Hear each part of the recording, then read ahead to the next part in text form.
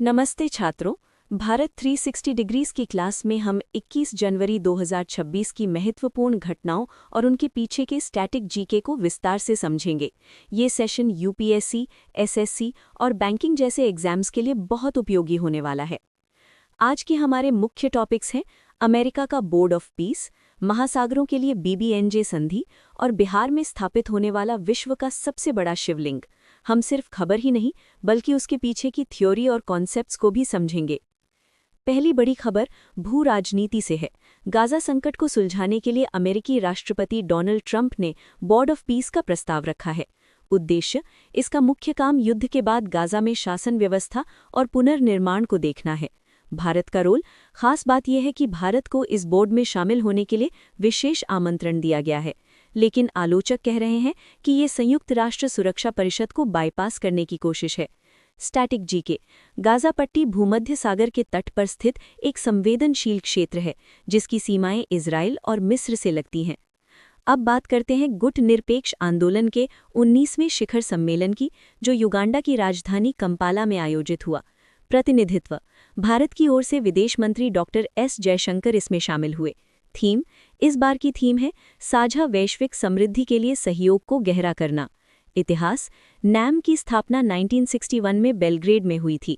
इसके संस्थापक नेताओं में नेहरू भारत, टीटो यूगोस्लाविया, नासर मिस्र, सुकर्णो इंडोनेशिया और क्रूमा घाना शामिल थे। याद रखिएगा, ये आंदोलन पंचशील सिद्धांतों पर आधारित है और इसका कोई औपचारिक मुख्यालय नहीं होता है। भारत और यूएई के संबंध नई ऊंचाइयों पर हैं। हाल ही में यूएई के राष्ट्रपति की भारत यात्रा के दौरान $200 अरब का ट्रेड रोड मैप तैयार किया गया है। लक्ष्य, 2032 तक द्विपक्षीय व्यापार को $200 बिलियन तक पहुंचाना। यूएई वर्तमान में भारत का तीसरा सबसे बड़ा व्यापारिक भागीदार है। सीईपीए, दोनों देशों के बीच 2022 में व्यापक आर्थिक भागीदारी समझौता हुआ था, जो सामान के साथ साथ सेवाओं और निवेश पर भी लागू होता है। शिक्षा कूटनीति, आईआईटी दिल्ली अबू धाबी में और आईआईएम अहमदाबाद दुबई में अपना कैंपस खोल रहे हैं। पर्यावरण के क्षेत्र में एक बहुत बड़ा बदलाव आया है। बीबीएनजे संधि जनवरी 2026 से लागू हो गई है। लक्ष्य 30x30, इसका उद्देश्य 2030 तक 30% अंतर्राष्ट्रीय जल क्षेत्र को संरक्षित करना है। अनक्लॉस 1982, समुद्री नियमों के अनुसार तट से 12 समुद्री मील तक टेरिटोरियल वाटर्स होता है, जहां देश का पूर्ण अधिकार होता है। 200 nm तक EEZ होता है। इसके बाद हाई सीज शुरू होता है, जिसे मानवता की धरोहर माना जाता है और ये किसी एक देश का नहीं होता है। भारत अपनी नीली अर्थव्यवस्था को मजबूत कर रहा है। ओपन सी फिश फार्मिंग, अंडमान सागर श्रीविजयापुरम में समुद्र के बीच तैरते पिंजरों फ्लोटिंग केजेस में मछली पालन किया जा रहा है, मुख्य रूप से सी बास और कोबिया प्रजातियों का। सागर मैत्री मिशन 5, डीआरडीओ द्वारा संचालित जहाज आईएनएस सागर ध्वनि हिंद महासागर के 8 देशों के साथ समुद्री अनुसंधान साझा कर रहा है। इसके लिए महासागर पहल शुरू की गई है। याद रखें, एनआईओटी चेन्नई में है 1993 और डीआरडीओ नई दिल्ली में 1958। जलवायु कार्रवाई क्लाइमेट एक्शन के तहत भारत ने कार्बन क्रेडिट ट्रेडिंग स्कीम लागू की है। कॉन्सेप्ट, एक कार्बन क्रेडिट का मतलब है 1 टन CO2 उत्सर्जन में कमी। अब उद्योग अपने बचाए हुए क्रेडिट्स को मार्केट में बेच सकेंगे। हमारा लक्ष्य 2070 तक नेट जीरो बनना है। मैंग्रोव संरक्षण, तटीय राज्यों में मैंग्रोव कवर बढ़ाया जा रहा है क्योंकि ये चक्रवात से सुरक्षा यानी बायोशील्ड देते हैं। स्टैटिक फैक्ट, सुंदरबन विश्व का सबसे बड़ा मैंग्रोव वन है, जबकि ओडिशा का भितरकनिका खारे पानी के मगरमच्छों के लिए प्रसिद्ध है।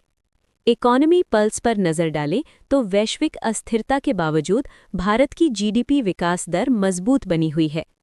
स्टार्टअप्स, भारत दुनिया का तीसरा सबसे बड़ा स्टार्टअप इकोसिस्टम है। आपने यूनिकॉर्न शब्द सुना होगा। ये वैसी प्राइवेट स्टार्टअप कंपनी होती है जिसकी वैल्यू $1 बिलियन से अधिक हो। WEF, विश्व आर्थिक मंच की 56वीं बैठक दावोस में 19 जनवरी से शुरू हुई है। WEF की स्थापना 1971 में हुई थी और इसका मुख्यालय जिनेवा में है। बैंकिंग सेक्टर से एक अहम अपडेट है। आरबीआई ने एसबीआई, एचडीएफसी और आईसीआईसीआई बैंकों को डीएसआईबीज यानी घरेलू स्तर पर महत्वपूर्ण बैंक के रूप में बरकरार रखा है। अर्थ, इन बैंकों को टू बिग टू फेल माना जाता है, यानी इनका डूबना देश की अर्थव्यवस्था के लिए बड़ा खतरा हो सकता है। इसलिए इन्हें सामान्य बैंकों से ज़्यादा कैपिटल बफर रखना पड़ता है। आरबीआई स्टैटिक, इसकी स्थापना 1 अप्रैल 1935 को हिल्टन यंग कमीशन की सिफारिश पर हुई थी। 1 जनवरी 1949 को इसका राष्ट्रीयकरण हुआ और वर्तमान गवर्नर शक्तिकांत दास हैं। नेक्स्ट स्लाइड कला और संस्कृति से है। बिहार के पूर्वी चंपारण में स्थित विराट रामायण मंदिर में विश्व का सबसे बड़ा शिवलिंग स्थापित किया जा रहा है। रिकॉर्ड, ये 33 फीट ऊंचा और 200 टन वजनी है, जिसे तमिलनाडु के ब्लैक ग्रेनाइट से बनाया गया है। बिहार स्पेशल, बिहार का पहला टाइगर रिजर्व वाल्मीकि है और दूसरा कैमूर घोषित किया गया है। इसके अलावा पटना में तांबे से बना देश का पहला बापू टावर भी चर्चा में है। क्षेत्रीय अस्मिता, जीआई टैग्स और लैंग्वेज। सबसे पहले बात करते हैं कोकबोरोक भाषा की। 19 जनवरी को त्रिपुरा में कोकबोरोक दिवस मनाया गया। ये त्रिपुरा की आधिकारिक भाषाओं में से एक है। यहाँ ध्यान देने वाली बात यह है कि वहाँ के लोग इसे रोमन लिपि में मान्यता देने की मांग कर रहे हैं। ये भाषा तिब्बती बर्मी परिवार से आती है। साथ ही आंध्र प्रदेश की पोंडरू खादी को हाल ही में जीआई टैग मिला है। स्टैटिक जीके पॉइंट, याद रखिएगा जीआई एक्ट 1999 में बना था और 2003 में लागू हुआ। भारत का पहला जीआई टैग 2004 में दार्जिलिंग चाय को मिला था। इसकी वैलिडिटी 10 साल की होती है। खेल जगत, स्पोर्ट्स अरीना। स्पोर्ट्स के दीवानों के लिए बड़ी खबर है। विजय हजारे ट्रॉफी 2024 का खिताब विदर्भ ने पहली बार जीत लिया है। उन्होंने फाइनल में सौराष्ट्र को हराया। प्लेज ऑफ द सीरीज अमन मोखा रहे, जिन्होंने शानदार 814 रन बनाए। ये 50 ओवर का घरेलू टूर्नामेंट है। शतरंज में आर्यन वार्ष्णेय भारत के 92वें ग्रैंडमास्टर बन गए हैं। और बॉक्सिंग की बात करें तो Olympic bronze medalist Vijender Singh को एशियन बॉक्सिंग काउंसिल का सदस्य नियुक्त किया गया है। उत्तर पूर्व राज्य का स्थापना दिवस। आज यानी 21 जनवरी का दिन उत्तर पूर्व के 3 राज्यों त्रिपुरा, मणिपुर और मेघालय के लिए बहुत खास है। 1972 में आज ही के दिन उत्तर पूर्वी क्षेत्र पुनर्गठन अधिनियम 1971 के तहत इन्हें पूर्ण राज्य का दर्जा मिला था। पॉलिटी कनेक्शन, याद रखें संविधान का अनुच्छेद 3 आर्टिकल 3 संसद को नए राज्यों के गठन की शक्ति देता है। संविधान की 6ठी अनुसूची 6th शेड्यूल पॉलिटी का एक बहुत ही हॉट टॉपिक है। 6ठी अनुसूची असम, मेघालय, त्रिपुरा और मिजोरम के जनजातीय क्षेत्रों के प्रशासन से जुड़ी है। इसे याद रखने की एक आसान ट्रिक है AMTM। ये इन क्षेत्रों को स्वायत्त जिला परिषदों यानी ADCs के माध्यम से शासन करने की शक्ति देती है।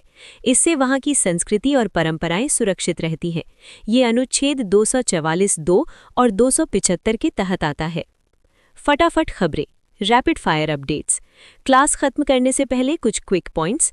पुरस्कार, इस साल 19 बच्चों को प्रधानमंत्री राष्ट्रीय बाल पुरस्कार के लिए चुना गया है। ये उनकी बहादुरी और असाधारण उपलब्धियों के लिए दिया जाता है। नियुक्तियां, पेप्सिको इंडिया में नई नियुक्तियां हुई हैं, जो कॉरपोरेट जगत के लिहाज से ज़रूरी हैं। तो दोस्तों, आज के लिए इतना ही।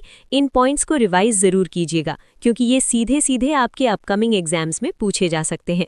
कोई डाउट हो तो पूछिए। उम्मीद है आपको आज की क्लास पसंद आई होगी। चैनल को सब्सक्राइब और लाइक कर लीजिए और अपने दोस्तों के साथ शेयर कीजिए। धन्यवाद। कल फिर मिलेंगे। Good luck.